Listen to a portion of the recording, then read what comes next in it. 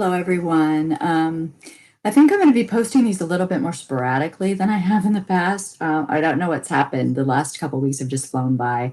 Some of you know I'm involved in our local community theater, and it's just been a really crazy last 8 weeks or so. So I'm going to probably post these as I have an opportunity to record them, and we'll see how that goes. I know some of you just basically click onto the link in the email address anyway, so you're not necessarily looking for this at any specific time. So we're going to see how this goes. I don't want to not post these, especially since I'm in the middle of this book, but this just may not be as frequently as it has been in the past. So we are continuing with Ordinary People, Extraordinary Faith by Joni Eareckson Tada. This chapter is entitled, Yet Will I Trust Him and Persevere. And the verse comes from James 1, verses 2 to 4. Consider it pure joy, my brothers, whenever you face trials of many kinds, because you know that the testing of your faith develops perseverance. Perseverance must finish its work so that you may be mature and complete, not lacking anything. Every day, letters pour into our office. There's no way I can possibly review them all, but I do take time to read a sampling. Those letters are important to me because they keep the questions, concerns, and encouragements from people who read my books fresh in my heart. I am always touched by what folks are experiencing and learning, their struggles and their growing faith, trust, and confidence in Christ. I receive thousands of letters from people in nursing homes, and there is always a chord that resonates in my heart when I read of their backgrounds, their histories, the countries they come from, the homes and family they no longer see. And I wonder, what are they learning now? What new things are they experiencing? Who are their friends? How is God still working, still refining, still maturing them? Is their purpose confined to sitting in their rooms in front of television sets? Or is there something more, someone more? One of the letters I was privileged to read was from a man named Herb Kleiwer. Although I have yet to meet him personally, I feel as though I know this man who understands firsthand what it means to persevere.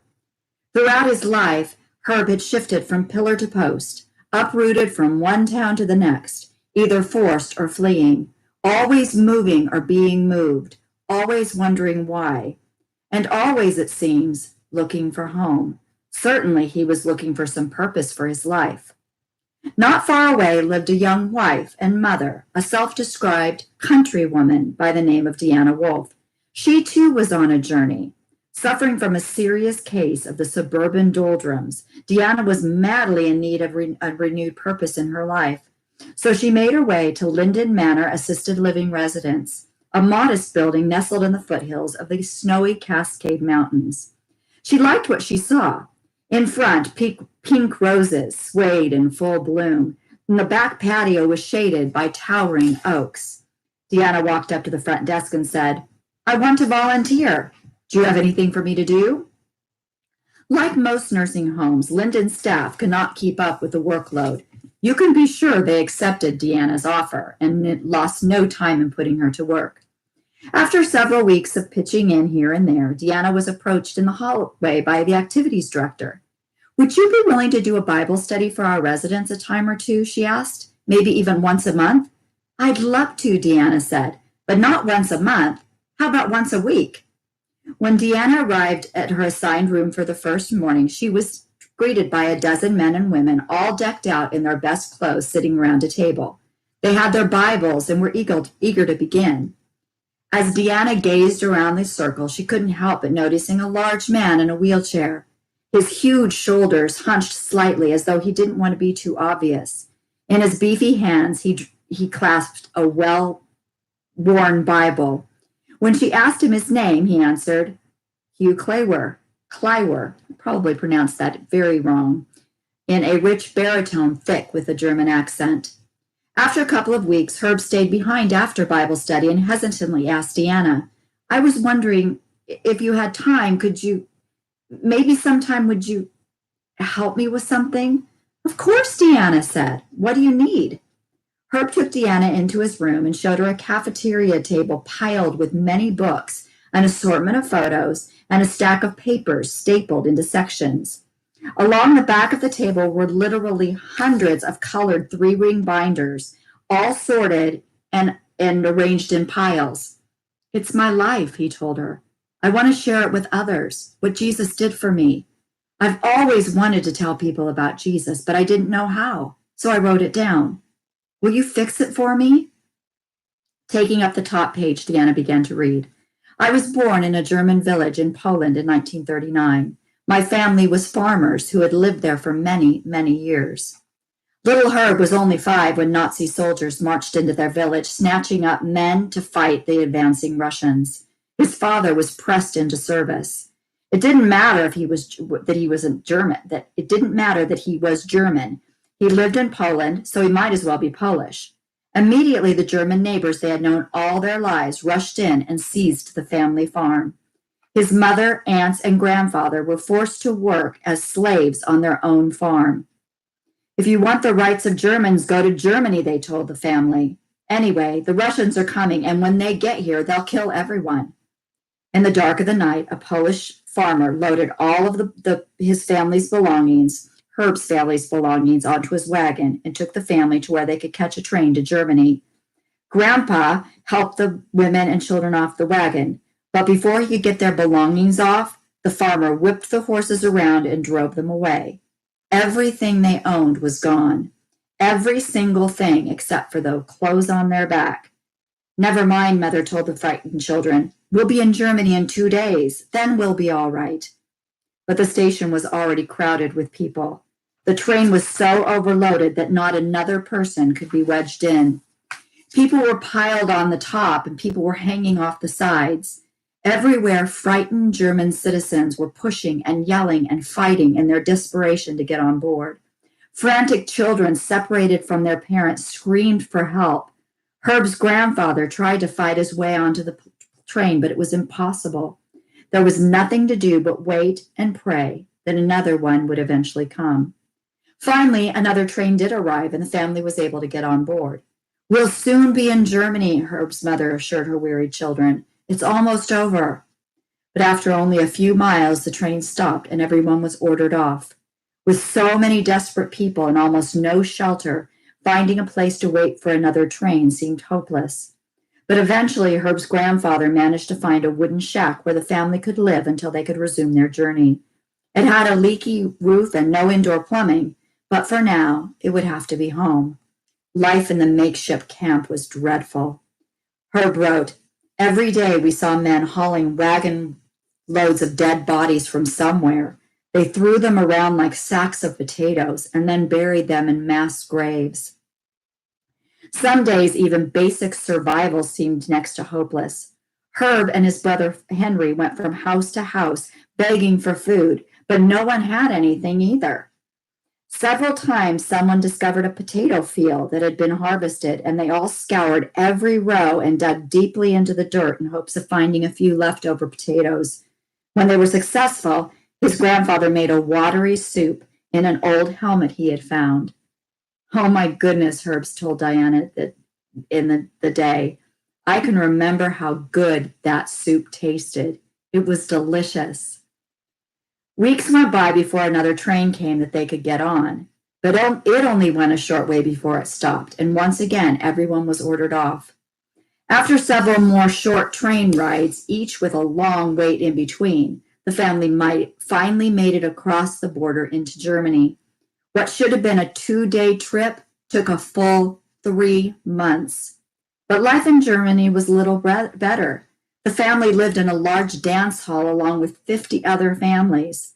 Herb's mother tried to make their family a separate room by hanging black army blankets on wires around their small space, but they could still hear every footstep, every spoken word, every cough, every baby's cry.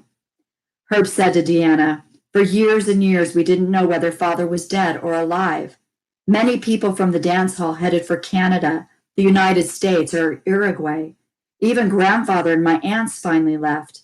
But mother told us, Daddy is coming back someday. We will stay right here and wait for him. So we waited and we prayed. His mother was right. Years later, Herb's father did come back, thin, frail, and racked with fits of coughing. After years in a Russian prison camp, his captors finally decided he was so near death they might as well let him go. Herb said, "When father came home, everyone sang and cheered to welcome him. Everyone except my youngest brother, Willie. He hadn't seen father for so long he didn't know who he was. The sight of that strange, skinny man with his bones sticking out scared him." Herb's father was sent to a hospital where he was treated for tuberculosis. All during his long stay there, Herb's mother prayed. She prayed that her husband would be healed. She prayed for protection for her children, and she prayed that the family would one day make it home, have a home. God heard her prayers, and her was immediately went to every penny so the family could move out of the dance hall where they had been for so many years, for 10 years. The first place they moved to was just a shack, but at least it was their own, and it had running water. One day, without warning, 15-year-old Herb suddenly fell to the floor and lay there. No one knew what to do. "He's dead," his sister wailed. Slowly he came around, but from that day on, whether he took medicine or not, he had one seizure after another. It was the beginning of a lifelong battle with epilepsy. Herb said, "The first few years were terrible. Everyone in my family had to watch me to see that I didn't hurt myself. And at night, I had to sleep in my parents' bed with them." One day, a missionary came to visit, and with his help and teaching, Herb accepted Christ. Herb told Deanna, "I had been looking and looking for something, but I didn't know what it was. I will never, never forget that day." 2 years later, the family emigrated to the United States. When they landed in New York, 17-year-old Herb was confounded by all the babbling around him. No one's talk made any sense. Herb didn't speak a word of English. From New York, the family went to Oklahoma, where their sponsoring family lived. On Sunday, they went to church to worship God and thank him for protecting them and bringing them to this new land. Suddenly, right there in church, a man marched up to them and loudly berated the family in German. Pointing to Herb's father, he yelled, "The war was your fault." Furious, Herb and his brother jumped up, determined to protect their father. They wanted to take the man outside and fight him. "No," their father said, and he went right back to worshiping. The family went back the next Sunday and every Sunday after that. The United States was their home now, and God would take care of them. In Oklahoma, the family learned the tortuous art of cotton picking. They spent long days plucking the downy cotton from its razor-sharp boll and dropping it into the huge sacks they drug behind them. The hot summer sun beat down on them. Every inch of their body ached, yet they dare not slow down. A full cotton sack weighed 80 pounds, and a worker was paid just 2 cents a pound. By winter, they had saved enough to move to a small town in Washington. They built a chicken house and filled it with plump hens and a rooster. They made a huge garden with plenty of room for potatoes. They planted enough food to last them the entire year, and that was a lot. Herb and his 2 sisters and 3 brothers had known so much hunger that they just could not get enough to eat.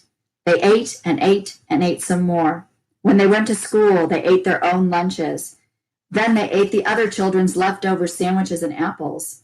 After that, they ate the bread crusts and apple cores and other scraps. Herb was 18, but because he knew so little English, he was put into 4th grade with children half his size. His favorite subject? Lunch. I didn't learn much, but I sure did eat. 3 years later, the family moved again, this time to Seattle. But Herb, now 20, didn't go along. A man at church named Leonard had hired him to work at his dairy. Leonard knew about Herb's struggles with epilepsy. "That won't be a problem here," he told Herb. Herb still didn't speak English. "Doesn't matter to me," Leonard said. "I speak German." In exchange for working on the farm and milking the cows, Leonard gave Herb a comfortable room in the attic, $3 a day, and best of all the food he could eat. Herb persevered. He was happy on the farm, and Leonard truly was a good friend to him. Finally, it seemed, Herb had a home and a life was good. At long last, Herb took the bus up to Seattle to visit his family for the weekend. Everyone was so excited to see him, and he was absolutely ecstatic to see them. His mother looked great. She couldn't stop hugging and kissing him. His brothers and sisters seemed well, too. But something wasn't right. Where was his father? His hero, the most important person in his life. He was the one Herb was especially eager to see. It was hard to get away from all the hugging and chattering and questions, but Herb finally managed to make his way into the house. There, alone in the corner, sat his father. "Father," Herb asked, "what's wrong?" Without looking up, his father began to talk, but his words made no sense. Herb thought, I had the terrible feeling that my father was losing his mind. The next day, everyone went to work or school except Herb and his father. Herb got the family Bible from the nightstand in his parents' bedroom and read from it to his father. Then they prayed together. After a couple of hours, Herb's father stood up. "You stay here and finish listening to radio programs," he said. "I'm going outside to get some fresh air." When the program ended and his father hadn't come back, Herb listened to another program. But when it also ended and his father wasn't back, he decided to go out and look for him. "Did you see my dad?" Herb called to a neighbor who was mowing his lawn. "He went into the garage about 20 minutes ago." When Herb went into the garage, he found his father lying on the floor, dead. He had asphyxiated himself. Numb with grief, Herb went back to the farm. He tried to work, but his health was worsening.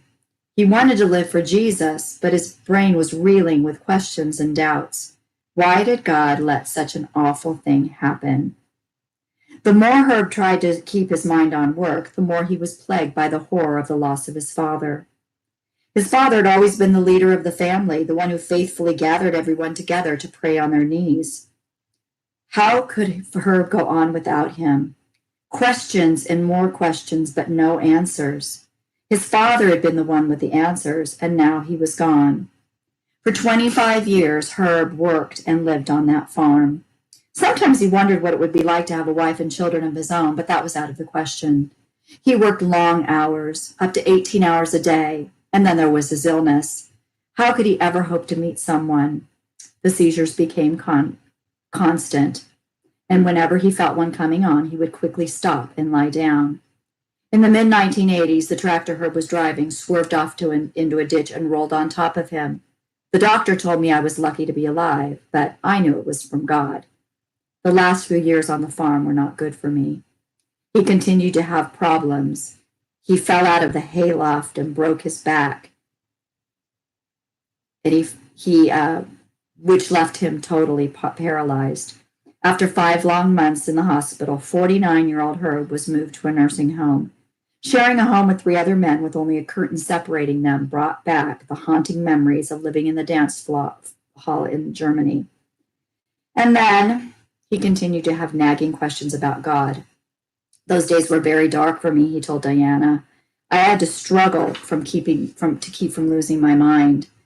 Day after day, he lay in bed staring blankly into the air. How much he had been through. Yet he had always trusted God and persevered. Why had it come down to this? One depressing thought crowded out all the others. There is nothing left of me but broken pieces, just worthless broken pieces. What good am I now? Like Job of old, Herb begged to understand. God didn't explain his ways to Herb, just as he didn't explain to Job, just as he didn't explain to me, and just as he doesn't explain to you. But although God didn't explain, he did answer. Something wonderful would come out of his life, he heard God say to him. Something wonderful out of nothing but broken pieces, and it changed Herb's life. Yes, he was still in bed, and yes, his body was still broken. Yes, he still suffered from epilepsy. Yes, his English was still poor, but he knew, beyond a shadow of a doubt, that God was right with him. Hopelessness faded into the bright light of assurance. God would make something wonderful out of his life. As if to seal his promise, God allowed the feeling to slowly come back into Herb's hands and then into his arms. No longer is his entire body paralyzed. He learned to hold a pen again, and he set about copying Bible verses. The Bible was so important to him. Of all his treasured Bible verses, his favorite is John 3:16. Deanna has a favorite too, Romans 8:28. I wholeheartedly echoed Herb's and Deanna's appreciation of both verses. They're favorites of mine as well. God loved us so much that he gave his son to die for us. For Herb, a sickly little boy in Poland. For Deanna, a restless country homemaker in a small Washington town. For you and me, just exactly where we are and who we happen to be. He loves us so much, he works everything out for our good in his glory. Even war-torn homelands and broken bodies, and ordinary people struggling along in ordinary lives, and chance meetings that bring us together with unlikely people. Herb and Deanna have taught me to steadfastly keep on keeping on. In other words, to persevere. Again, I hope you are inspired by these stories because God just will work through anybody as long as they're willing. So be willing to let God work through you. God bless you, and I'll see you when I see you. Bye.